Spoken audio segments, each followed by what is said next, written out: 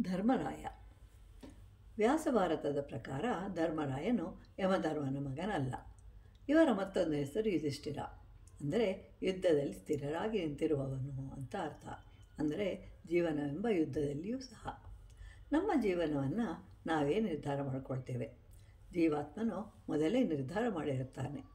ನಿರ್ದಿಷ್ಟವಾದ ಪ್ರದೇಶ, ಸಮಯ, ಹೀಗೆ ಎಲ್ಲಿ ಜನಿಸಬೇಕೋ, ಯಾರ ಮನೆ, ಯಾವ ತಂದೆ ತಾಯಿಯ ಹೊಟ್ಟೆಯಲ್ಲಿ ಜನಿಸಬೇಕೋ ಅಂತೆಲ್ಲ ಅಂದ್ಕೊಳ್ತಾನೋ ಅಲ್ಲಿಯೇ ಜನಿಸ್ತಾನೆ. ಹೀಗೆ ಧರ್ಮಬಾನಂದನ ಮಗನಾಗಿ ಜನಿಸುತ್ತಾನೆ. ಹೀಗೆ 5-6 ವರ್ಷಗಳು ಕಳೆದವು. ಒಂದು ದಿನ ಮಾಂಡವ್ಯನು ಹೂಗಳ ತೋಟಕ್ಕೆ ಹೋಗಿರ್ತಾನೆ. ಅಲ್ಲಿ ಸುಂದರವಾದ ಚಿಟ್ಟೆಗಳು ಹಾರಾಡ್ತಾ ಇರುತ್ತೆ. ಅದನ್ನು ಹಿಡ್ಕೊಳ್ಳೋದಕ್ಕೆ ಹೋಗಿ ಅವುಗಳಿಗೆ ಹಿಂಸೆ ಆಗ್ತಾ ಇರುತ್ತೆ. ಆದ್ದರಿಂದ ಈಗ ನಿನಗೆ ಇಂತಹ ಪರಿಸ್ಥಿತಿ ಬಂದಿದೆ ಅಂತ ಹೇಳುತ್ತೆ.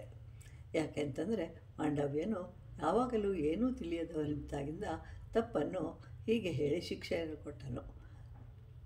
ಮಾಂಡವ್ಯನಿಗೂ ಕೋಪ ಉಂಟಾಗಿ, ಬಹಳ ಚಿಕ್ಕ ಮಕ್ಕಳು ಅಂದರೆ 5 ವರ್ಷಗಳ ತನಕ ಮಗು ದೈವದಂತೆ, ನಂತರದ ಸ್ವಲ್ಪ ಕಾಲ ಸ್ನೇಹಿತರಂತೆ ವರ್ತಿಸಬೇಕು ಅಂತ ಹೇಳ್ತಾನೆ.